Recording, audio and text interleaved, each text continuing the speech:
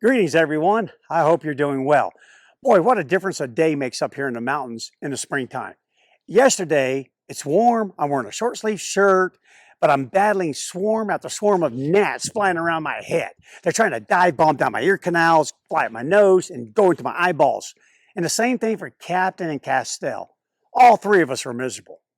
But right now, while I'm filming this video today, it's 36 degrees. But there are no gnats. Come to find out, those little boogers can't handle the cold weather. So I'm not sure about you, but for me, I'll take the cold and no gnats versus what I went through yesterday any day of the week. So let's go ahead and hop into the video. So what is today's video? Today is part 2 of why I believe we should change National Dog Bite Prevention Week to National Dog Bite Mitigation Week.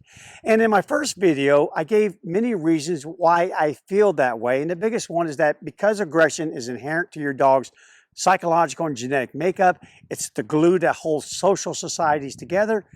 Preventing all dog bites, as some celebrities would have you believe, is impossible. And when you start telling people that you can prevent all dog bites, all you're doing is setting them up to be bitten. So that being said, if we can't prevent all dog bites, which we can, what can we do to prevent as many as possible, or at a minimum, mitigate the very harmful effects of those that we can? All right, well, it's actually not as hard as you think. So the first thing you need to do as a dog owner in preventing a future dog bite to you, your family, or to someone else is determine what is your dog's personality. Now, it shouldn't be too hard because they can only have one of two personalities. They're either a producer or they're a scrounger. And I'm not going to go into a lot of detail as to what those two personality types are in this video because I did that during the 365. So if you don't know about it, hop onto the 365 on our YouTube channel, go into our search query and just type in the word producer or scrounger. And all the videos I did explaining those two personalities will populate. You can check them out. So let's go ahead and hop back into this one. Producers, in short, are big, bold, strong, powerful. They're confident. They're big-time risk takers. They're the gatekeepers of societies. Man, they're tough. They are tough. As a dog, they're very stubborn, very independent. They can be pushy. They can just challenge you from time to time. Scroungers are everything I just said, the opposite. Usually smaller stature, weaker, not as confident, a little bit more fearful, a lot more fearful than a producer. They're usually going to be more compliant, more harmonious with you. They're just different. All right, so kind of take a look at your dogs and go, do I own a producer or do I own a scrounger? All right, it's really important because why? Why? Because those two personalities, if they ever have to deploy aggression, they will do it for different reasons and they will do it at a different intensity. Okay, producers are control freaks. Control. So if they ever deploy aggression, it's typically for competitive or territorial reasons. Yeah, they have high resource holding potential or high resource acquisition potential. It's all about, I either want to defend something I have, and I feel like I'm more than capable of doing that against you, or I want to take something you have, and I'm feeling like I'm capable of doing that as well. Scroungers, on the other hand, oh no, they have very low resource holding potential and they also have very low resource acquisition potential unless they just happen to be up against a lesser scrounger. Then they'll go for it. But in most cases, no. So therefore, their aggression is going to be centered mostly around self-defense. And that's understandable because, again, that genetic makeup that kind of governs their behavior and governs that personality out in the wild, producers pick on scroungers all the time. They do. Producers give ulcers. They don't get ulcers. Scroungers get ulcers. They pick on them. So it's natural for them to be a little defensive.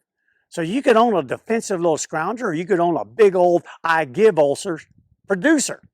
All right, now if you own that darn producer and you know he's a control freak and you know his aggression is centered around competitive or territorial reasons, what you're going to need to do is learn how to control your control freak.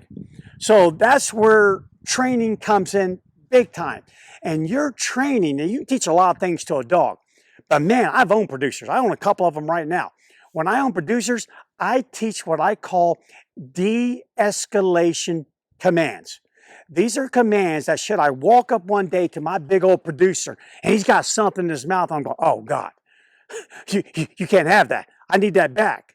Then the second he goes, yeah, really, Bryan, you think you can take that from me? Does that? I need something that will instantaneously de-escalate that situation. I need that thing coming down, down, down, down. Whoa, whoa, whoa, easy here. We don't need to fight over this one. Don't need to bite me over. I need to de-escalate it. Those commands that are great for de-escalating a hostile or aggressive interaction with your dog are things like out. I tell you what, Captain, if I say out to another dog, you can even see it in some of my videos on the 365. He's back there in the background going, puh, puh, puh.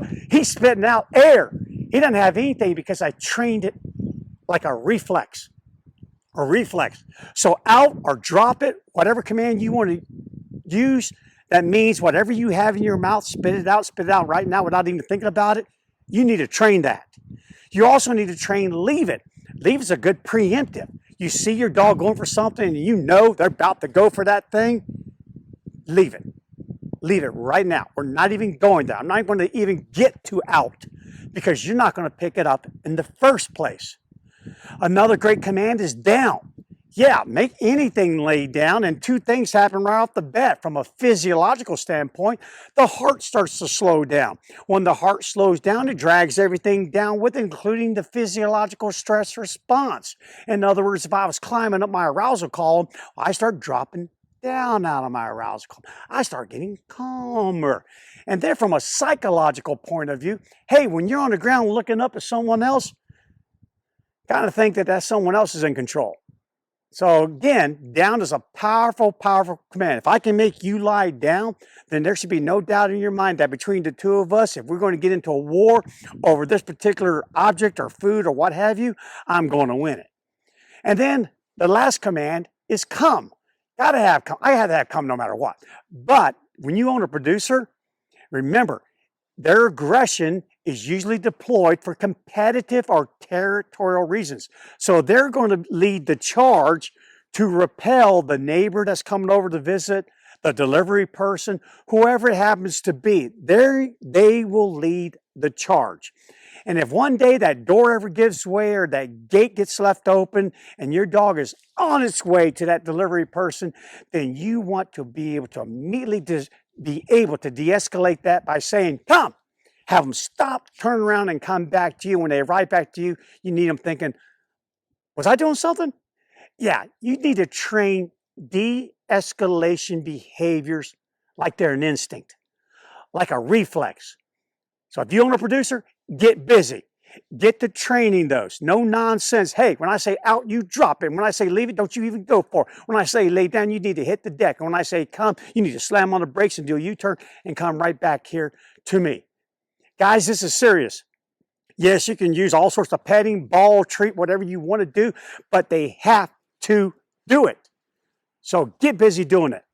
All right, with scroungers, it's different. It's not so much about, again, controlling them as it is about controlling the environment. So when you own a fearful dog, try to do all that you can to avoid. You really have to deal with it in one of two ways: avoidance or interaction, or intervention, I should say. Avoidance is leaving out those things out of the environment that could cause your dog to become so fearful that it may act aggressively. Case in point, maybe your dog is fearful of unfamiliar people. Well, then I wouldn't invite unfamiliar people to pet my dog, especially while it's on the leash, or especially while it's sitting on the sofa next to me, or while it's in a tight foyer and you're at my door. I'm going to try and avoid the provocative event or the provocative stimulus or stimuli that could evoke an aggressive response from my dog. But if you can't avoid it, well, now you have to intervene. Maybe you live in a high rise and you have to ride an elevator down to take your dog out to go potty. So the door opens behind door number one and who knows what you're going to get. You have to be able to control your dog under those kind of situations when you're doing intervention. So like with the producer, we focused on de-escalation behaviors. Now with a scrounger, we focus on what I call disrupting behaviors, meaning these animals are camped out already in the arousal column. Remember, there's 3 different emotional states for us humans and dogs: calm zone, arousal zone, panic reactive. Well, they're camped out in the arousal column. That's where they're camped out. Producers are sacked out in the calm zone, but scroungers, they're in the arousal column already, meaning that the ceiling or threshold of them becoming panic or reactive is much lower in comparison to a producer.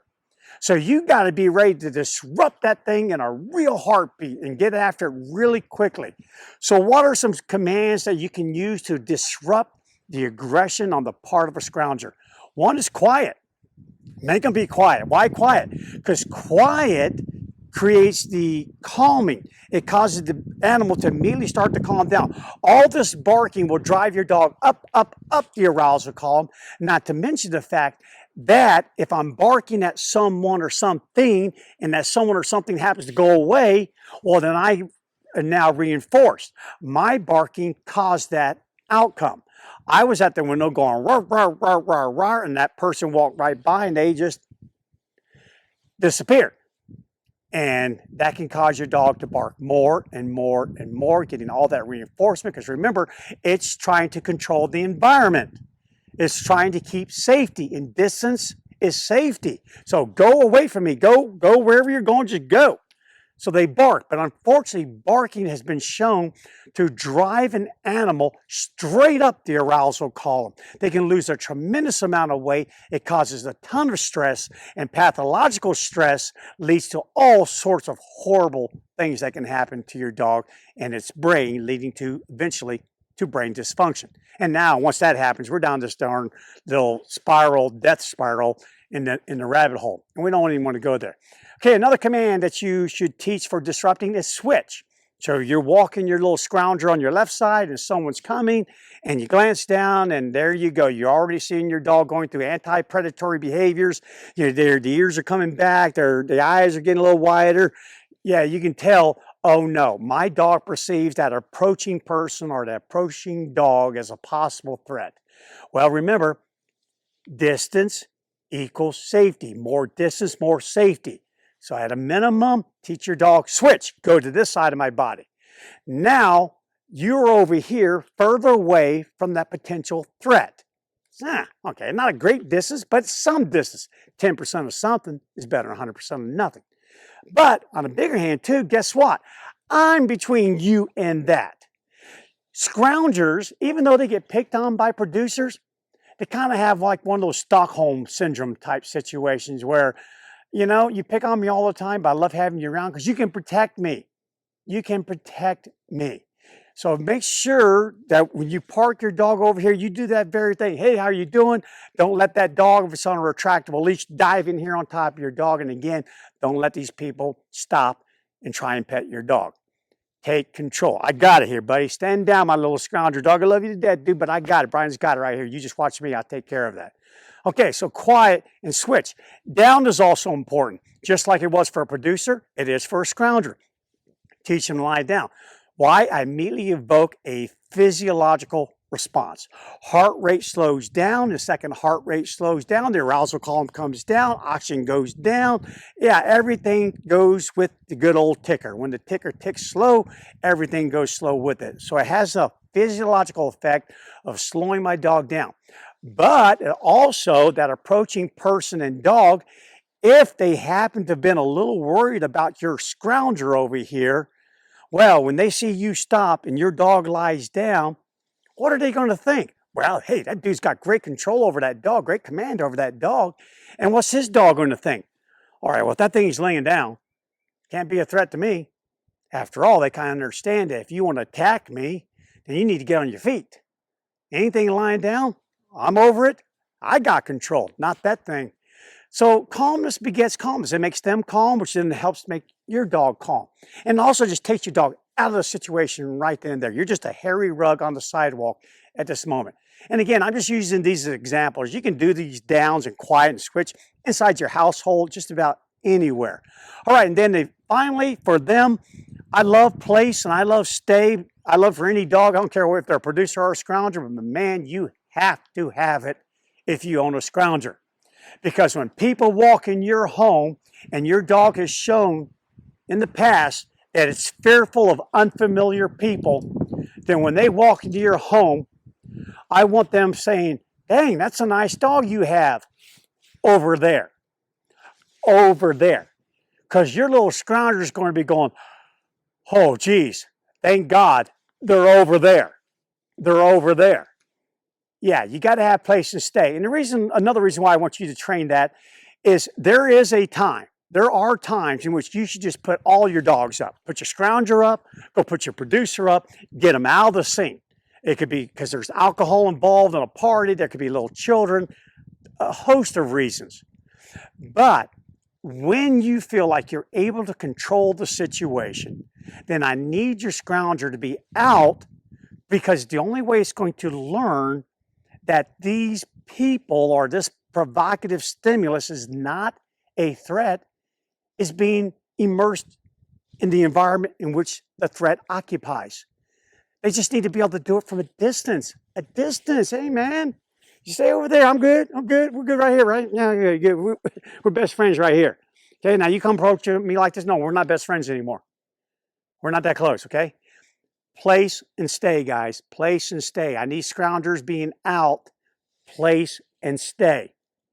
So those are called disrupting behaviors. And those will immediately disrupt that rapid acceleration from a low arousal level to that high arousal level, which you never want to go there for a host of reasons. A host of reasons.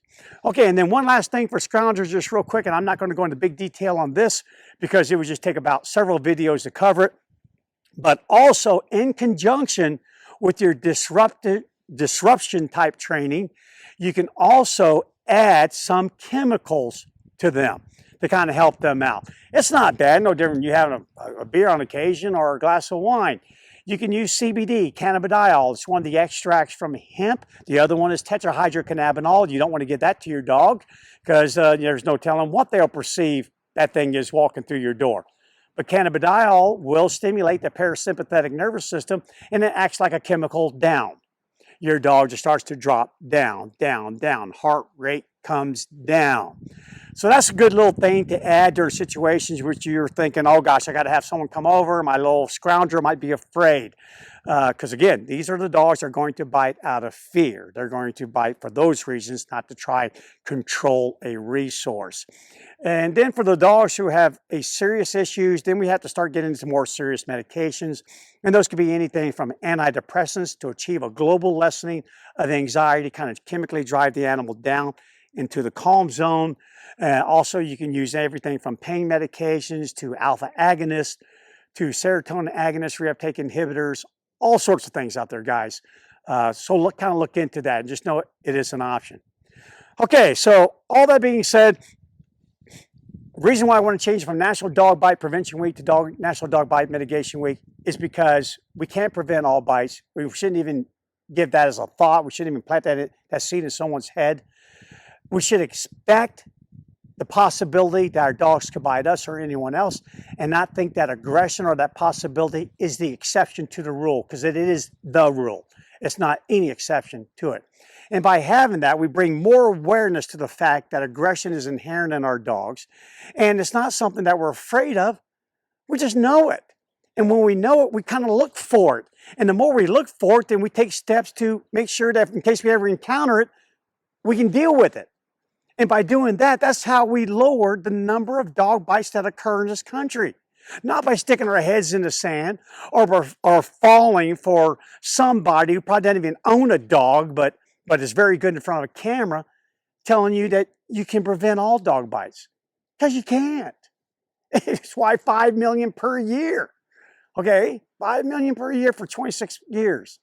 Longer than that. That's just when the dog bite prevention thing started up.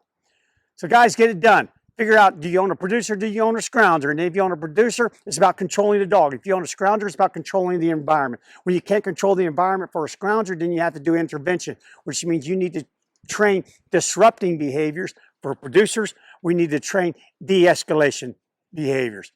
And guys, I got tons of videos on how to teach all of those, but if you want to learn more about how to do those, check out one of our board and train programs, or try to take private lessons with Taming the Wild. And if you live a long ways from any of our facilities, hey, then join into one of our virtual programs. And I can't recommend the 14-day challenge enough. Gosh, we have thousands of people all over the world that are in incredible success with their dogs, training these disrupting behaviors and these de-escalation behaviors to their dogs in the 14-day challenge. And stay tuned, we have an advanced challenge where you can do all this off leash. Come up here real soon, probably be out in the next couple of weeks. Okay guys, that's it for today. Stay safe out there, people. Remember, aggression is not the exception, it is the rule. Expect it, doesn't mean it's going to happen, but I'm ready for it if it does. All right, stay tuned for my next video. Should be coming out in the next couple of days. Take care. Hey guys, if you enjoy my videos, or better yet, find them beneficial to your relationship with your dog, please like the video, share it with another dog-loving friend, and subscribe.